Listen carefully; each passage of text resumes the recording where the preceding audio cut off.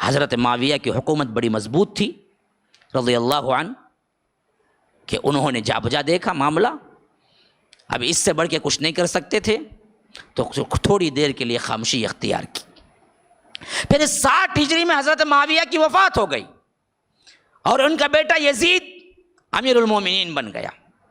اور یزید کے بارے میں بہت سے لوگ پہلے سے ہی کیا تھے، معاملہ اختلافی تھا کہ یہ وہ منصب کا اہل ہے یا نہیں ہے، اور موقع اچھی طرح مل گیا۔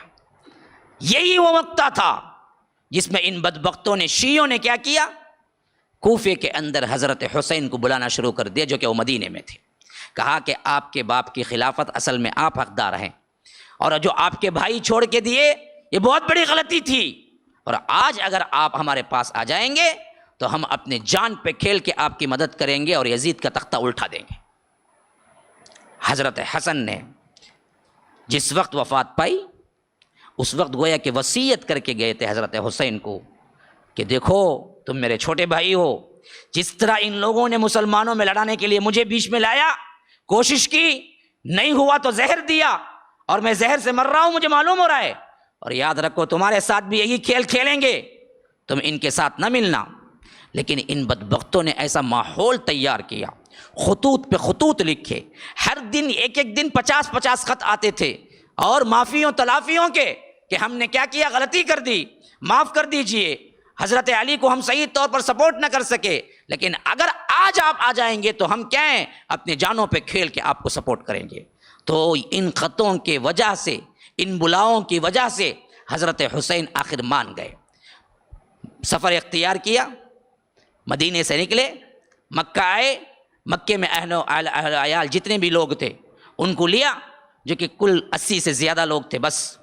بچے بھی تھے اس میں، عورتیں بھی تھی، سب تھے، لے کے نکل گئے کوفے کی طرف۔ راستے میں کربلا پڑتا تھا،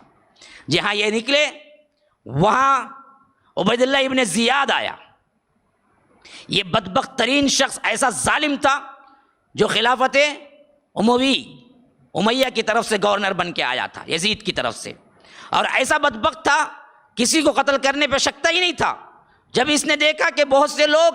حضرت حسین کو بلانے والے ہیں تو کہا کہ سب اندر آؤ۔ اپنے مجمع میں بلایا، منبر پہ کھڑا، کہا بہت سے گردنوں پہ لٹکے ہوئے سروں کو میں دیکھ رہا ہوں جو بوجھ کی وجہ سے اتارنا پڑ رہا ہے۔ وہ فصیح و بلیغ زبان بیان کرتا تھا۔ تو بہت سے لوگوں کو میں دیکھ رہا ہوں جن کے جسم پہ ان کا سر بڑا بوجھ لگ رہا ہے، میں اتارنا ہے ان کا۔ سدھر جاؤ گے تو میں تمہیں بخشوں گا، اگر پھر تم نے کوئی لیٹر لکھا یا معلوم ہوا کہ کوئی ساز باز کی ہے حضرت حسین سے تو میں اس کے خاندان کو بھی اڑا دوں گا۔ تو بعض مسخرے تھے جنہوں نے کیا کیا کہ کنکریاں ماری، عبید اللہ ابن زیاد کو کیا ہے، کنکریاں ماری، جو گورنر بن کے آیا تھا۔ اس نے کہا کہ اچھا میرے سے بھی وہی کھلواڑ کرتے ہو جو اس سے پہلے گورنروں سے کرتے رہے۔ کہا کہ اپنے سپاہیوں کو حکم دیا کہ سب کے دروازے بند کرو، مسجد کے جتنے دروازے ہیں، جو اس وقت شاہی محل کی طرح بہت بڑی مسجد تھی، تو سب کے دروازے بند کروایا، اور کہا کہ آؤ ایک ایک آئے، قسم اللہ کی اٹھا کے کہے کہ میں نے کنکری نہیں ماری 3 مرتبہ، اگر ماری ہو تو مجھ پر اللہ کی لعنت ہے۔ تو جب یہ بولے گا تو میں باہر بھیجوں گا۔ بولنے میں ذرا سا ہچکچایا، گردن اڑا دو۔ ایسے ایک ایک کر کے بلاتا تھا۔ تھوڑے سے بھی جو حضرت حسین کی طرف رغبت رکھتے تھے اور یہ قسم کھانے میں ذرا سا بھی تردد کرتے تھے، کہتا تھا گردن اڑاؤ۔ ایسے کئیوں کے لاش کے انبار لگ گئے مسجد کے باہر، پہلا دن تھا اس کی گورنری کا وہ۔ تو ایسی دھاگ بیٹھی ان بدبختوں کے، جو کہ کیا ہمیشہ سے کیا تھے، بزدل تھے، یہودی تھے، جو بعد میں شیعہ بنے۔ تو انہوں نے پورا عبید اللہ ابن زیاد کی بات ماننے کا عہد کر لیا اور کہا کہ ہمارا سے کوئی تعلق حضرت حسین کا نہیں ہے۔ اور جب حضرت حسین کربلا میں پہنچے تو فوج بنا کے، انہی کی فوج بنا کے بھیجا کہ جاؤ لڑو، اگر تم سچے ہو تو جاؤ، جن کو تم نے بلایا خطوط دے کے، جاؤ انہی سے لڑ کے دکھاؤ۔ اب عبید اللہ ابن زیاد سے ایسے ڈرے ہوئے تھے بدبخت یہ جنہوں نے خطوط دے دے کے بلایا کہ آپ آؤ ہم سپورٹ کرتے، آپ آؤ ہم سپورٹ کرتے، آپ آؤ ہم سپورٹ کرتے، وہی پورے لشکر میں دشمن بن کے حضرت حسین کے سامنے کھڑے ہوئے تھے کربلا کے میدان میں۔ حضرت حسین نے کہا کہ فلاں، تو فلاں نہیں ہے، تو فلاں نہیں ہے، تو فلاں نہیں ہے، ٹھہر۔ اندر گئے خیمے میں، انبار تھا، خطوں کا انبار تھا جو ایک بالکل موٹے میں بھرا ہوا تھا، لا کے حضرت علی نے فوج کے سامنے انڈیل دیا۔ کہا کہ جو جو نام تو نے بتایا ہے، کیا ان ناموں کی سگنیچر نیچے نہیں ہے کہ بدبختو تم نے مجھے بلایا؟ کہا کہ ہم نے کوئی نہیں بلایا آپ کو، ہم تو کیا ہیں، زیاد کے وفادار ہیں، آپ یا تو اس کے ہاں چلیے یعنی تو جنگ کے لیے تیار ہو جائیے۔ حضرت حسین نے کہا کہ نبوت کے خاندان کا ہوں، کبھی ذلت برداشت نہیں کر سکتا، عبید اللہ ابن زیاد کے پاس پہنچ کے بیعت کرنا یہ میری سب سے بڑی تذلیل ہے، میں یہ تو نہیں کر سکتا۔ ہاں دوسرا آپشن دو، مجھے واپس جانے کو بولو، میں مکہ چلے جاتا ہوں، یا نہیں تو مجھے سیدھے یزید کے پاس پہنچا دو، میں اور یزید بات کر لیتے ہیں، یا نہیں تو کسی ساحل پہ پہنچا دو، کسی بارڈر پہ پہنچا دو اسلامی حکومت کا جہاں جنگ ہو رہی ہو، اور میں کافروں سے قتال کرتے ہوئے اللہ کے راستے میں شہید ہو جاتا ہوں۔ کہا کہ یہ تینوں ریکویسٹ ہم نہیں مانتے، ہم ایک ہی بات کہتے ہیں کہ آپ قیدی بن کے چلے عبید اللہ ابن زیاد کے پاس، یا نہیں تو ہم آپ سے جنگ کریں گے۔ حضرت حسین نے کہا کہ یہ برداشت نہیں کر سکتا میں کہ آج کا آنے والا وہ بھی ہے جو اموی خلافت کا کیا ہے، ظالم ایک گورنر ہے، اس کے آگے میں ہاتھ بن کے کھڑا ہونا یہ میری تذلیل ہے، میں نہیں آ سکتا۔ تو آخرکار یہی بدبختوں نے جنہوں نے بلایا حضرت حسین سے قتال کیا اور حضرت حسین کو مارا، اور یہاں تک ظلم دشمنی نکالی کہ اللہ کے رسول صلی اللہ علیہ وسلم کے نواسے کو الگ دھڑ الگ سر کیا، اور دھڑ کو جسم کو گھوڑوں کے سموں تلے رون دیا، اور خالی سر کو تھیلے میں ڈال کر ابن زیاد کے محل میں پہنچایا، اور کہا کہ جس کو تم مانگتے تھے آج ہم لا کے ثبوت واضح کر دیے کہ ہم تیرے وفادار ہیں، ہم حسین کے وفادار نہیں ہیں۔ بدبخت نے روایتوں میں آتا ہے کہ حضرت حسین کے لبوں پہ چھڑی ماری عبید اللہ ابن زیاد نے، کہ اس وقت ایک صحابی موجود تھے، کھڑے ہو گئے، کہا کہ بدبخت یہ وہ ہونٹ ہیں جن کو اللہ کے رسول پیار کرتے تھے، تو اس پہ چھڑی مار رہا ہے۔ تو تب کہیں جا کے عبید اللہ ابن زیاد خاموش ہوا۔ یہ واقعہ بالکل صحیح ہے، ہوا تھا، ظلم ہوا تھا، لیکن اصل میں کرنے والے کوئی یزیدی نہیں تھے،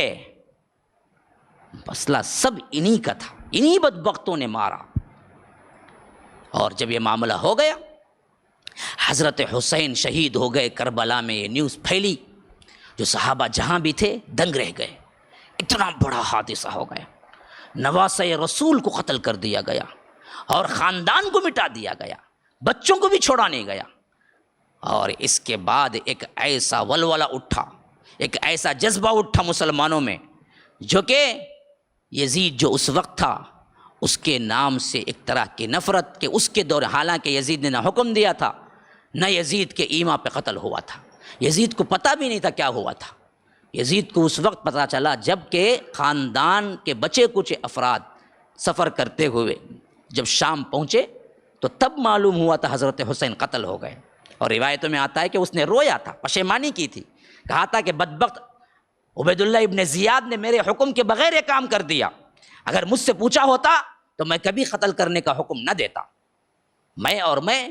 مٹ کے بیٹھ کے بات کر لیتے اگر کچھ مسئلہ ہوتا۔ تو اس میں یزید کا اتنا بڑا ہاتھ تھا ہی نہیں،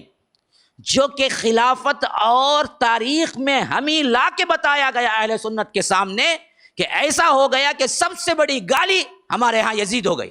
کہہ رہے تو یزید کے سرکہ ہے، بولے تو انہیں پریشان ہو جاتا، حالانکہ اس کا مسئلہ ہی نہیں تھا، وہ مسئلہ سب وہی شیعہ نے علیوں کا تھا، جنہوں نے حضرت علی کو مروانے میں بھی ہاتھ دیا، اسی طرح حضرت حسن کو مروانے میں بھی ہاتھ دیا، اور اسی طرح حضرت حسین کے مروانے میں بھی یہی بدبخت آئے تھے، انہوں نے ہی قتل کیا تھا۔ اور آخر جب پلٹ کے آئے تو نعرے بلند کرنے لگے، وقت گزرتا گیا تو مرثیہ خوانی کرنے لگے،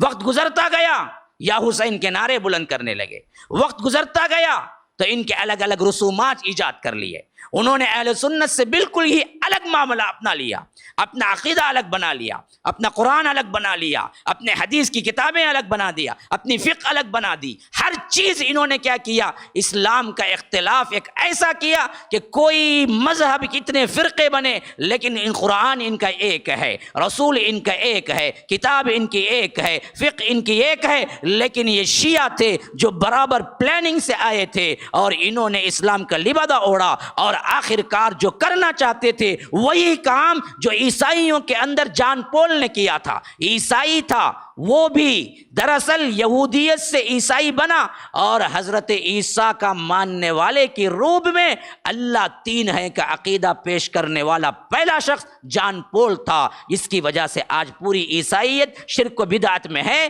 بالکل یہی معاملہ مسلم امت کے ساتھ کوئی کرنے والا تھا تو وہ یہودی تھا جو عبداللہ ابن سبا نے آ کے حضرت علی کو اللہ کا لبادہ اڑایا اور آگے چل کے الگ ایک مذہب کریٹ کر ڈالا، جس کی کتاب الگ، جس کے جز الگ، جس کے پارے الگ، قرآن کے ان کے پاس 40 جز ہیں، روزہ الگ، مغرب کے بعد کھلتا ہے، امام الگ، ان کے لیے نبوت کا معاملہ، امامت بڑھ گیا، نبوت کم ہو گئی، ان کے امام نبیوں سے بھی آگے بڑھ گئے، حضرت علی اللہ کے رسول سے بھی آگے بڑھ گئے، پنجتن پاک کا نعرہ لگایا گیا، حضرت حسن، حضرت حسین، حضرت فاطمہ، حضرت علی اللہ کے رسول، اس کے علاوہ سب صحابہ جہنمی کا نعرہ لگایا گیا، اور یہ پنجے سنیوں کے ہاتھوں بٹھائے گئے لیکن اندر رکھنے والے سب کے سب شیعہ تھے۔ السلام علیکم ورحمۃ اللہ وبرکاتہ۔ ناظرین کرام، مرکز السلام کے اس چینل کو ابھی تک جنہوں نے سبسکرائب نہیں کیا ہے برائے مہربانی سبسکرائب کریں اور ہر دن کی اپڈیٹ کے لیے آپ بیل بٹن دبا کر ہمارے ساتھ تعاون فرمائیں۔ جزاکم اللہ خیرا۔